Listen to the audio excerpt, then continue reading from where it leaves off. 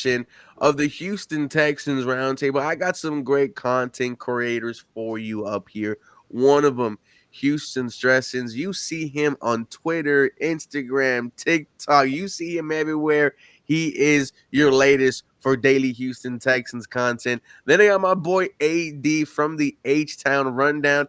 And AD, what you have been doing on Tuesday nights has become must-watch TV for Houston Texans fans. Guys, AD, they break down film and they do the entire game, and they have multiple people on the panel. It's a fantastic job. How you doing, boys? Doing great, man. I mean, it's tough. That was a tough loss, but I mean, it's always funny, like the difference between moments walking out of the stadium, that feeling, as opposed to a couple of nights sleep. It usually stings a little bit less. So I'm doing good. No, I'm not gonna lie, it still hurts.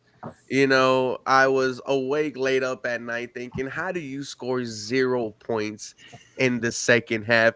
And before we get into all that, AD, I'll start with you. We have heard that the Houston Texans players have had meetings without the coaches. Now, it sounds like there has been 3 player only meetings. Now, we all know that is never a good sign. Pat McAfee was on his show talking to JJ Watt, and JJ Watt was kind of hiding his emotions, didn't want to say what he really wanted to say about the players only meeting. But I don't think it was a good sign, man. What do you think, AD? It was a come to Jesus meeting. I mean, they something they need to have. Hey, the Father, the Son, and the Holy Spirit, baby. you gotta make waves, and I think it was held by 3 different players, if I'm not mistaken, as well. If I think one was by Mixon, I think CJ had one as well. And I forgot who the third person was, but there were 3 different meetings by 3 different players. Yeah, I mean, it's an issue. It's a problem, but some things are needed. So you gotta do what you gotta do, man, and try to turn the ship around, because you got 4 losses this year, and 3 of them were last second winnable type games. For sure. Well, not the Jets game. Let me say 2 of them were last second winnable type games. The Jets game was a winnable game too. We just came in unprepared. So definitely this team should be 9-1 right now. So and with that being said, you gotta find a way to figure it out. You gotta I don't want to call it easy stretch, but you gotta stretch the games right now that you can come out on the other side before that bye week, or after the bye week, before you get into that stretch with the Ravens and Chiefs. You can be sitting at 10-4. So you gotta do what you gotta do to make waves and improve. Yeah, I think this all falls on, just the Houston Texans. They themselves can only turn this around. Stressins, when you hear that the Houston Texans players have had 3 meetings, me personally, I don't think it's a good sign. I'm just going to be straight up with you. If you're having meetings without coaches and, you're at this point of the season, I don't feel like it's a good sign. However, it's still very early, right? It's not like we're having these towards the start of the playoffs. So maybe I still have a little bit of hope there, but players only meeting in my mind, guys, it's not good. Stresses. Yeah, I mean, I'll be the optimist and the silver lining, on this topic. It's definitely not good. I mean, if you have that many player meetings or any player meetings, that indicates something's bad. But, big picture, we're 6-4. So what it tells me is this team has expectations. They have the same expectations that we have. So that tells me these dudes care. Like if they weren't having player meetings with what's going on, then I would definitely be concerned. But so I like that. I mean, obviously it sucks that we're at this point, but I would much rather have these struggles now and then get it out of the way, and assuming that we right the ship the rest of the way and have gone through adversity. So a lot of great teams go through adversity, and then just overall, like as a message for fans in general, I mean, we were all caught up. I've been the biggest victim of it this offseason, a crazy offseason, great year last year, all these new signings. We have all these high expectations and aspirations. Like we still need to realize, like, you just don't become a contender overnight. Like we can still be there by the end of the year, but like it takes time. D'Amico, I know some people don't like it, but he had a clip that I posted I thought was pretty cool. He said, which is Yeah, I did the see case in that. my I didn't like opinion. it. But I mean, there is truth to that though. Like, There you is. know, we think we should be better than we are. Like, yes, we're having our struggles, but like that doesn't mean we still can't be where we want to be, and it's part of the process. So I mean, obviously, it's not the best thing, but I'm glad that these players care. Is what I like. No, I mean, yeah, I mean, I'm glad they care too. And then our captain Aziz Al Shayer, he talked about it and said when he was on the Niners, right, he was in a similar situation where they were 3-6 and they ended up making the NFC Championship. So he's definitely seen worse situations. He still has 100% confidence in this Houston Texans team. Real quick, AD, where's your confidence at in this Houston Um, Texans team? my confidence is shaking. Ooh, Because I have, like I said before, my expectations are super high. Super mine was Bowl or AFC bust. Championship or bust. Mine was Super Bowl or bust. So, Ooh. um, and going back real quick before I finish, the players sound like they're not just happy to be here. So I just want to say that people that listen to the spaces and listen to the H-Town Rundown know what that means. I'm What gonna do you keep mean? going. What do you mean? No, no, no, no, Hold no. on. Stay on that. Stay on that. You can't We just say something like so. so The what some Houston. Oh, go ahead. so the Houston Texans fans have this, I call it defeatist attitude, Mm-hmm. meaning, yeah, we just got an ass beat, but hey guys, we're still 6-4. Mm-hmm. Like, I'm just happy to be 6-4 because 2 years ago or 3 years ago, we were the one of the worst franchises in the league. I'm a I hate that mindset. I'm sorry if I I offend do too. anybody, but this team doesn't. I say it damn near every time we're on the episode. I say it, this team doesn't make the moves and do the things that they did the last 2 years to be happy to be here. Mm-hmm. Just be happy to be 6-4. Just be happy to win 10 games again. Just be happy to make the playoffs. Just be happy to win one playoff game. No, we need to be happy when the confetti is flying and it's that deep steel blue, Liberty white, and battle red confetti flying in New Orleans. That's when you be happy. That's when you're excited, you're ecstatic. Not just I wouldn't go that far. Hey, I'm telling you, I'm different, and that's where my mindset is. And I call it a defeatist mindset when you're just happy to settle for less. Oh, so I thought you were talking about players who were unhappy, to be Oh here no in the no league. no no So no no no. that mindset, 100%. Me and Harley are on your notion, right? I am not satisfied with being 6-4. I'm not going to be satisfied if we beat, the rest of the three teams and then the Titans at the very end, because you probably can without needing to score a touchdown in the second half. And Mhm. whatever the hell happens against Miami, Kansas City, and Baltimore, no, dude, I am not happy right now because my expectations where you got to go to places where you've never gone before, and one of them is an AFC championship. And right now, I don't feel like this offense can get you there. Harley, welcome. Are you happy with the 6-4 record? Now we've seen this tweet in many places, right? I think one of them was DJ Bieniemy, and Harley pointed it out on Bleacher Report. Should we be satisfied with where the Houston Texans are right now? Because just 2 years ago, we were, Mhm. only 7 wins in 3 years, 2 years.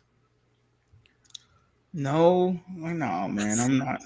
I'm not satisfied, man. Look, Thank I you. know it's the same record as last year at this time, but last year it was all we didn't even know what we were doing last year. We were barely learning how to crawl and walk. And the reason why it's so different this year is because the moves you made this offseason. It threw yourself. You're trying to throw yourself into the upper echelon of the AFC, the top teams in the AFC and the NFL, and you throwing yourself into the contention. Like you want to be up in there contending with the best of the best, and that's why you went out and got a Joe Mixon and a Stephon Diggs, and obviously you're trying to upgrade and help the team too. But I mean, you're getting guys that are Pro Bowlers, like you're getting guys that are legit ball players to come into your team, and you're trying to push yourself into the Chiefs, the Lions, the the Bills, and I know we beat the Bills, but the second half wasn't pretty for the Bills. You escaped with that win. You kind of got lucky that you won that game, if we're being quite honest. 6-4 is cool. That's a cool win-loss record, but that's for last year's team. That's for last year's people. This year, man, I'm not happy with 6-4. Yeah, we're gonna win the division, all that good jazz. That don't mean jack squat for me. Like, I'm tired of winning divisions. I'm tired of just, and I know this sounds so, people are, oh man, you got to win the division in order to get into the playoffs. Man, I'm sorry. I always look at Tennessee Titans. I always look at the Tennessee Titans, and they went to the AFC Championship game without winning the damn division. Do you think they gave a damn about winning the division? No, you don't give a shit about the division. You go into playoffs, you're trying to make noise. It's a whole new ball game. But unfortunately for this team, we have a problem in the offensive line, OC, whatever it is. We know we got a problem that needs to be fixed, and it just doesn't feel like it's going to get fixed. And I hate to be pessimistic. It just doesn't. These 3 straight games, they're not going to do nothing for me.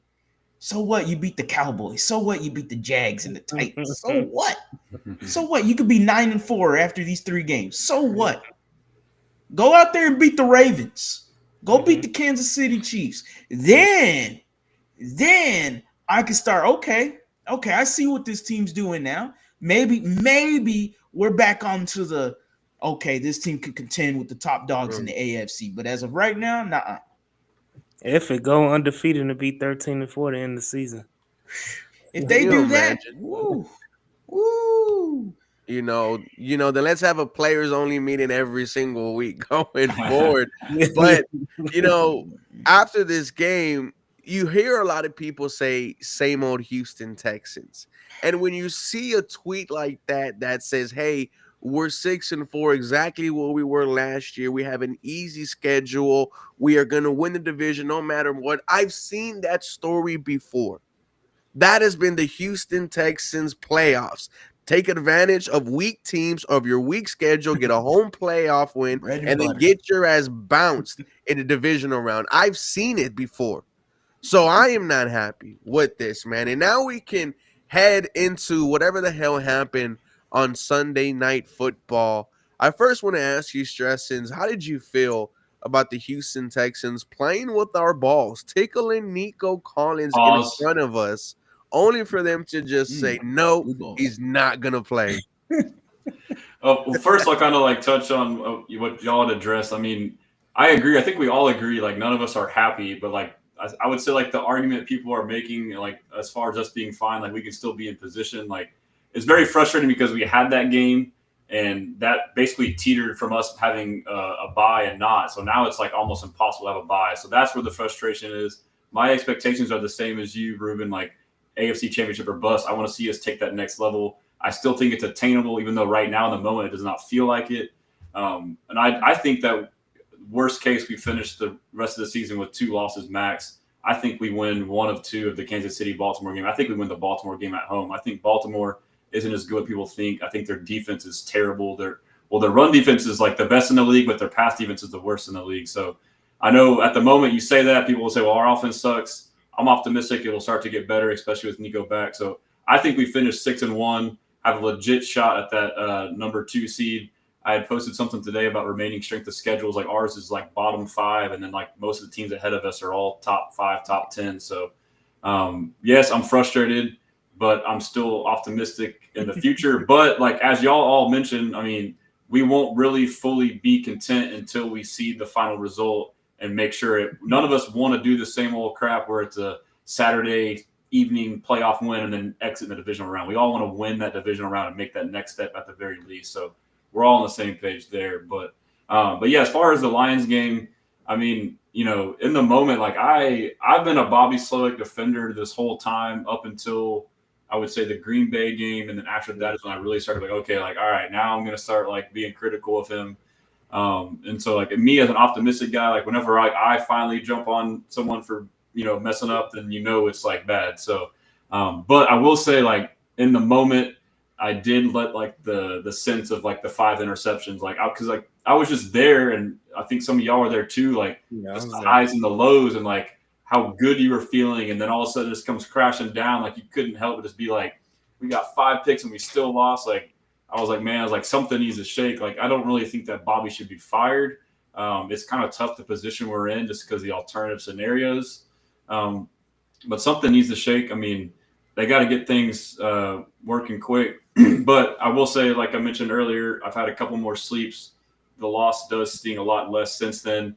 You know, you look back at the surface, you say, "Oh, 5 picks, you should win." But you look at the picks. One's a Hail Mary. One's basically a punt. You know, they threw it down to the 20-yard line, and one was very unfortunate. Kamari Lassiter gets called down the 1-yard line. I still don't really understand I understand what they're saying, but I don't agree with it. Vegas. Three of the 5 picks weren't really beneficial to us at all. And the 2 that we did get, one we scored a touchdown, one we got a field goal. So, and then you factor in that we threw 2 picks ourselves. So, you know, that was what I was focusing on. I dissected into it. It's not as bad. So I'm walking away. If you would have told me before the game, hey, Lions at home, they're the second best or best team in the league, and you lose on a last-second field goal by inches, I would be happy. So if you consider that, obviously the way we lost sucks. It's not as bad as what it was, is what I'm trying to say.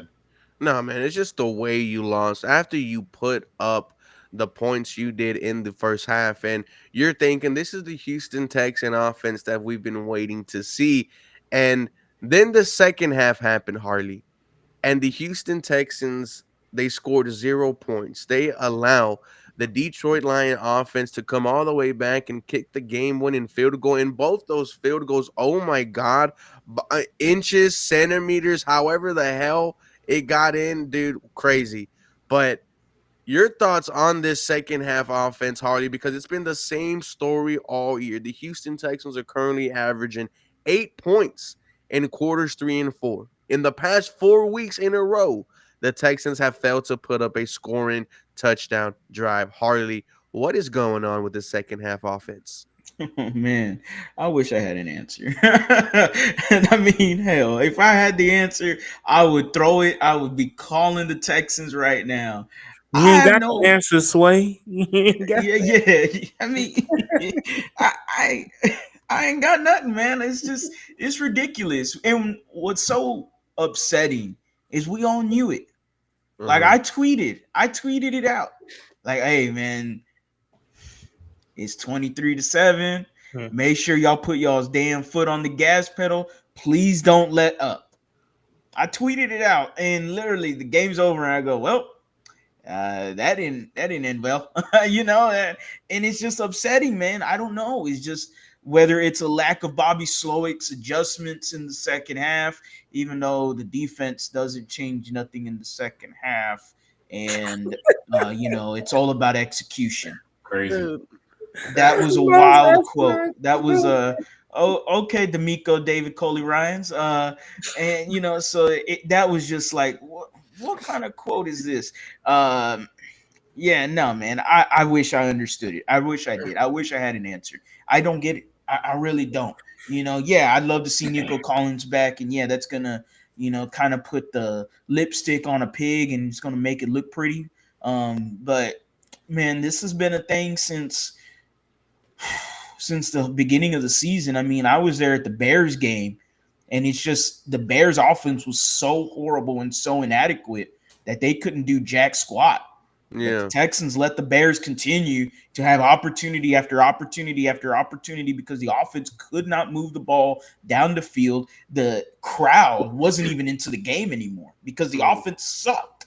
Like the whole third quarter of that game, I remember the crowd was dead. It's tough. Not the Lions And crowd. exactly.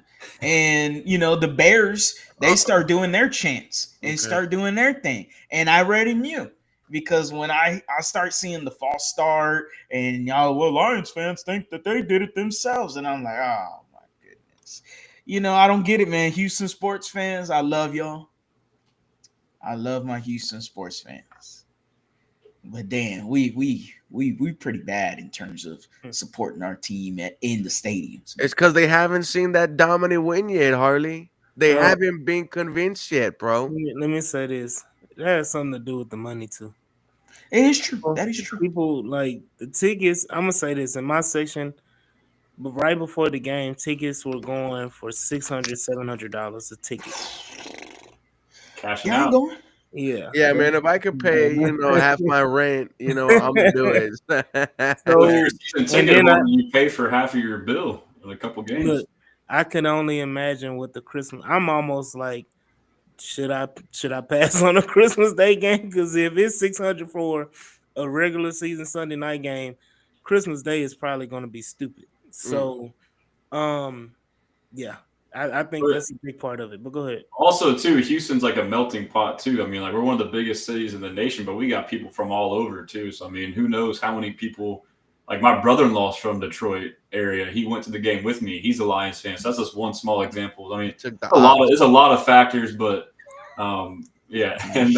hardly. I was chirping them all game too, and yeah, that was Hey, rough. And Imma say this, I don't need no Detroit Lions fan, teaching me how to be a fan, right? Because you've been in poverty for longer than all of us have been alive. So don't try to tell me how to be For a real. fan. They could But be doing that silly ass dance all they freaking want at the man, stadium. Man, y'all weren't doing that dance for the last 35, 40, 50, 60 years. Y'all been cursed franchise, man. Well, Y'all that's didn't even part do of it shit hold with on. too. Barry Sanders. And they have the worst chant I've ever heard in my life. what What is their is it? chant? Their chant is Jared Goff. Jared Goff.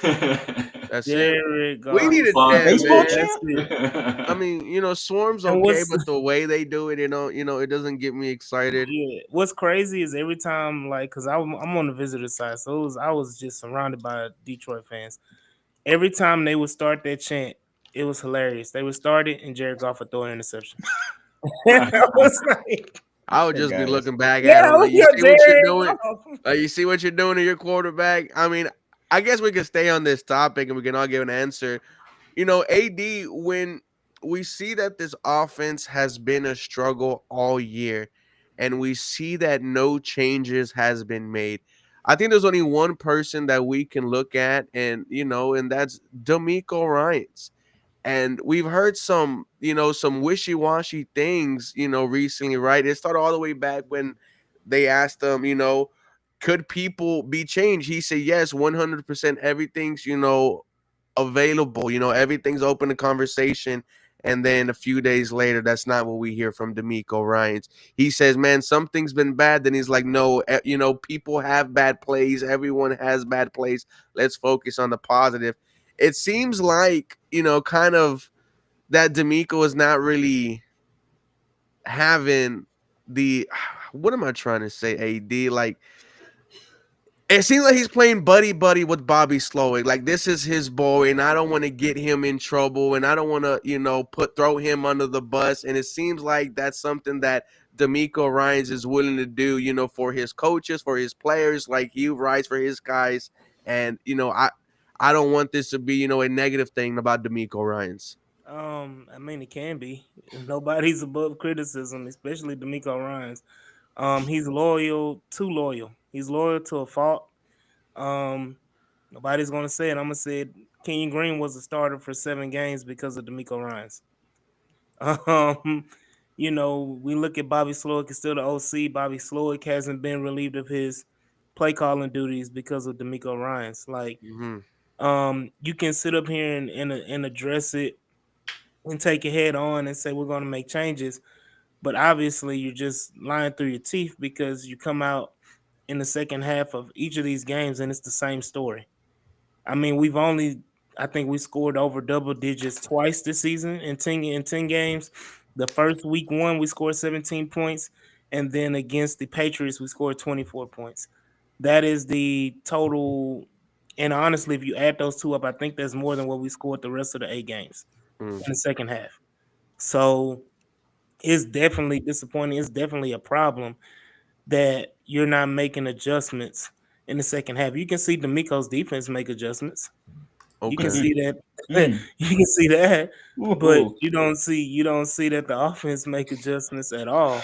It's the same old story, and then you look confused and befuddled. Like, why are we like this? So, yeah, Bobby Slowick is an issue. CJ Stroud's play this last game was an issue. But could it be that he's just, I don't want to say deteriorating, but he's Mm. regressing due to Bobby Slowick not being more innovative, doing things differently.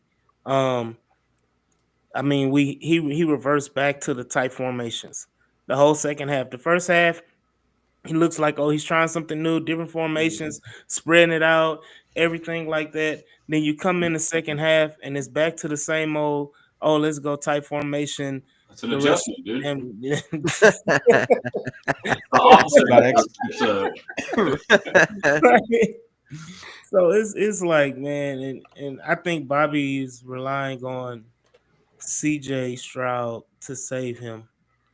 And that is a problem. Huge Secondly, even Joe problem. Mixon said it after the game. Like, we're playing, what is it? We're not playing to win. not to lose. We're playing not to lose. And that is a horrible way, especially in those type of games. Like, how can you go in the playoffs and say, "Oh, I'm playing not to lose"? Yeah. Yep. That's ridiculous. And Stressens hardly brings this up. D'Amico Ryans was with Gary Kubiak for a good chunk of his career, and Gary Kubiak was as conservative as they come. Is this something that D'Amico Ryans picked up from Coobs? And kind of the same thing. Like, do you see this as kind of a knock on D'Amico Ryans? Because I feel like the honeymoon has to come, be over at a certain point. And when we see a long leash for Bobby Slowick, a long leash for Kenyon Green, like AD said, you get kind of frustrated because nobody trumps number 7, in my opinion. And when you see him regressing, when you see him throwing his helmet down on the sideline against Green Bay, you get worried because this is your franchise. And, I just feel like we're putting CJ at risk and just waiting for this offense to get better, which is contradicting to what D'Amico Ryans told the rookies. We're not waiting for you. Yes, D'Amico is definitely a conservative coach. I don't know that he got it from Kubiak, but I would say a lot of coaches in general in the NFL are conservative. I don't know why, especially when up like with the lead at half, they all just try and kill the clock. It drives me crazy. But I've been saying this about D'Amico for a while, and that like Bobby gets a lot of the blame, and he should. But like as far as like the conservativeness, I think it's a top-down approach. This is the issue of having a defensive-minded head coach. I mean, we have an elite defense. We have a Super Bowl caliber defense, and if you're D'Amico Ryans and you know that, you can. He's shown us every week he leans on his defense. Like he refuses to allow us to try and win the game with our offense. Case in point, against the Lions, we choose to kick a 58-yard field goal with roughly 2 minutes left and not go for it. Or even if you're going to try and do that, just freaking punt it. But like, I mean, the thing is, go for it. You get the same result, and if you get it, you basically win the game. You kick the field goal, they can still tie or win. So that's a defensive-minded head coach. He's thinking, oh, 1, Kaime's going to make it. 2, if he doesn't, my defense will get him 3 and out. And then he showed the same sentiment when he called a timeout right off the bat. Like he thought he would get a 3 and out. I'm like, and it's something he's done all last year and throughout this year, and it's worked for him more often than not. We've won a lot of these close games. And I mean, look at the Bills game. We were conservative, bad play calls, ended up punting, and the game gets handed to us. And he's come out on top on these tight games, playing this conservative style more often than not. But like this is my biggest gripe and our biggest gripe. I thought for sure, last year I thought we were a young team. We all know how we play with our food. We dominate almost every game we're in, but either lose or find a way to make it come down to the last seconds. So I thought for sure this year we would take that next step and get that killer instinct and put opponents away. And same thing with the Lions. Like we have yet to like learn to establish that gene. And I think it starts from D'Amico, from that defensive-minded approach of just be conservative, don't ruin the game. We'll just win it with defense, So But even, I'm not guarding Slowick either in his play call. yeah. I'm just saying like that's an overall theme Well, of the team. even still, you're talking about D'Amico being conservative. He was conservative in his play calling at the end of the game. Yeah. Like look at it. Blitz all game, and then you run zone on the last play. On the last play that basically we're in cover 3, right? It was Amon Ra Yeah. Brown, and like basically no one covering Amon Ra. So then he runs at Aziz and then runs away, and he's wide open. So you blitz all game, and you don't blitz in the biggest down of the game. And my thing is, I could see if it was like a 3rd and 2, you want to play, you want to kind of beat it. But I'm like, it literally was 3rd and 6. You've been in that situation the whole game. Jared Goff, first of all, you've been beating the tackles, both tackles ass the whole game. Daniil Hunter was wearing Panay Sewell out. Yeah. And you've been pressuring, all game long, and then you wait until the last play. I call it the last play of the game because after that they just run, kick, field goal, win the game. So you like, why would you do that? That makes just like zero sense. You playing it too conservative. Like he didn't try to win the game on either side of the ball. You didn't try to win the game. You didn't make the executive order and say no, we're gonna go for it. I don't give a damn what you say, Frank Ross. I know we believe in Kaimi. F it, we going for it. I'm trying to win the game. And if we lose, I can say I put it all out on the field and we went balls guns blazing, dropped my nuts down, and we did what we did. But again, on the defensive side of the ball at the end of the game, you again just nutted up and was like, "Nah, I'm gonna just try to play it safe." And you gave them the game. And so, like, they could argue, oh, that's because we had the injury to Kamari Lassiter, which was knocked out by his own F teammate. that. But even then, like, you still can't justify that. Like, bro, like, okay, let them beat you on the other one. Like, the pressure's been getting there. Like, it definitely affects golf. I mean, live by the blitz and die by the blitz, you know? Harley, I think being conservative definitely cost you this game against Detroit. It definitely cost you the game against the Green Bay Packers. I mean, if this Texans team would have won at least one of these two games, we would have felt entirely different about this team. But how do you feel about this conservative nature, man? Because it just doesn't scream swarm on the offensive side of the ball. And that's kind of been the story all year. We swarm on the defensive side of the ball, but we're swarming on the offense, man. I don't understand it. Hey, hold on, real quick. Oh, Did someone in go the ahead. chat look like Derek Carr? That's kind of messed up, bro. You see that shit? Yes. Sports news. They don't really I in the don't see chat. it. Derek Carr, he's got like eyeliner and shit. What are you talking about? Anyway, You're like sorry. a Peyton Manning. I'll take a Peyton Manning. Yeah. I got a big old forehead. I'll take that. Oh. There we go. All right now. All right now. The first step is acceptance, Man, I forgot the damn question. Just be, Conservative play just, calling, whatever. yeah. Something like that. Look, if D'Amico Ryans cares only about the defense, which it's pretty prevalent that he only cares about the defense, then get yourself a badass OC.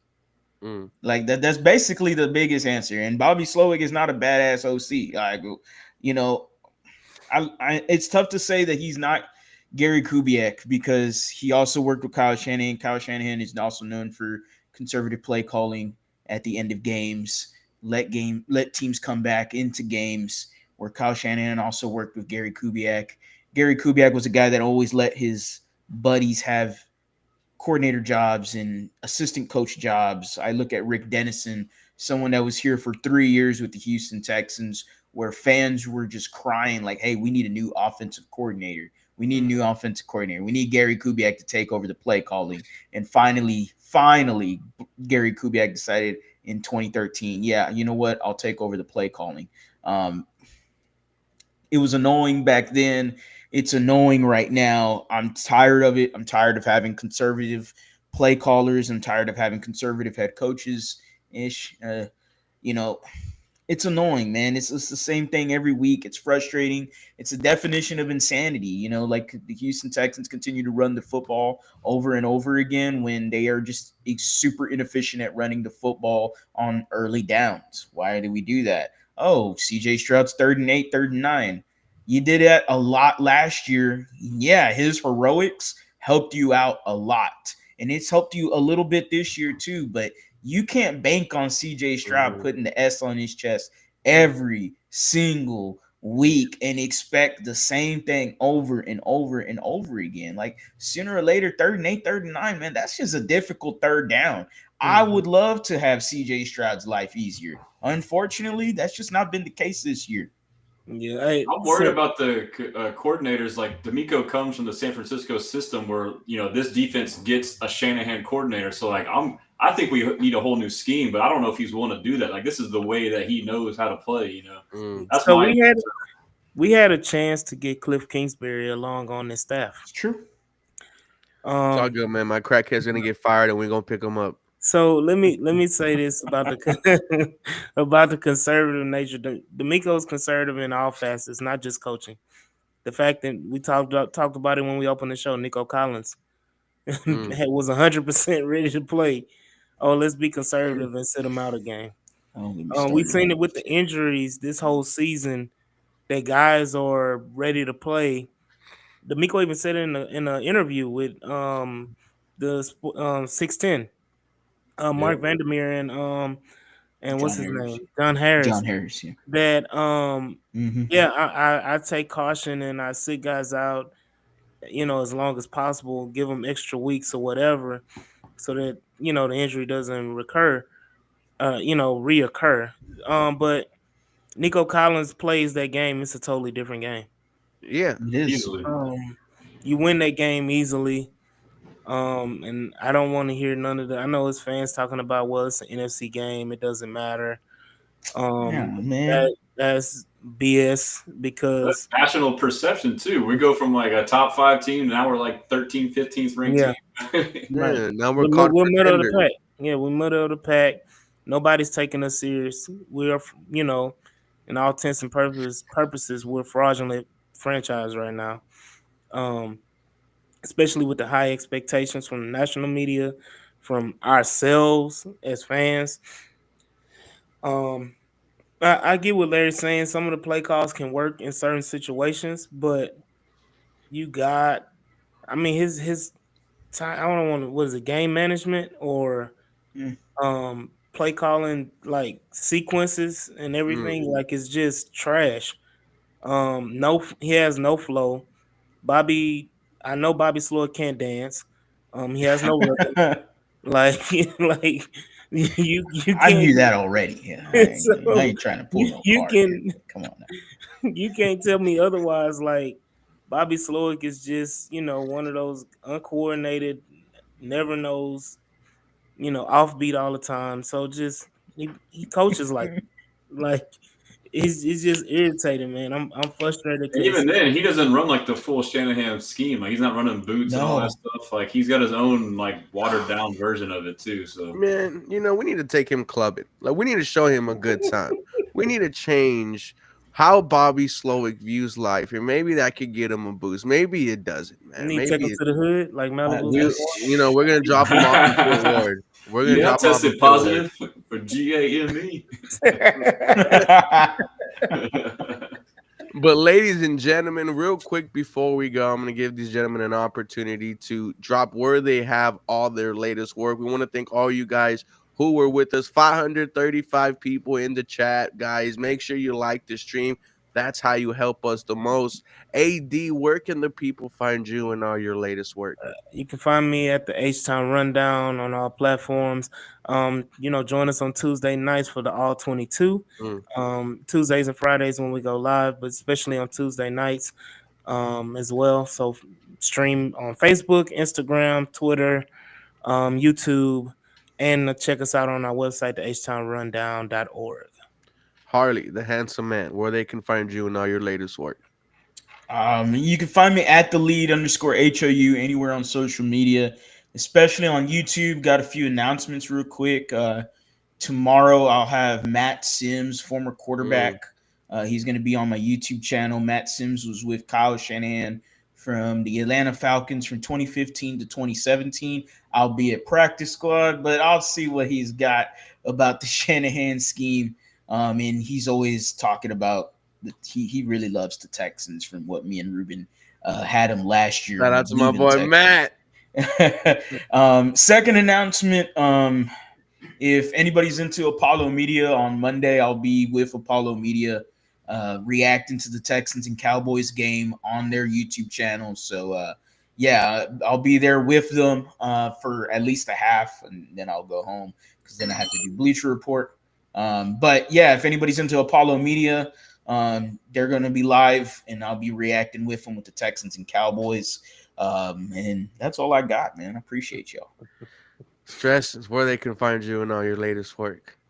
Yeah, Texans commenter on X and TikTok and YouTube, and then Houston Stressens on Instagram. I got my website, houstonstressens.com.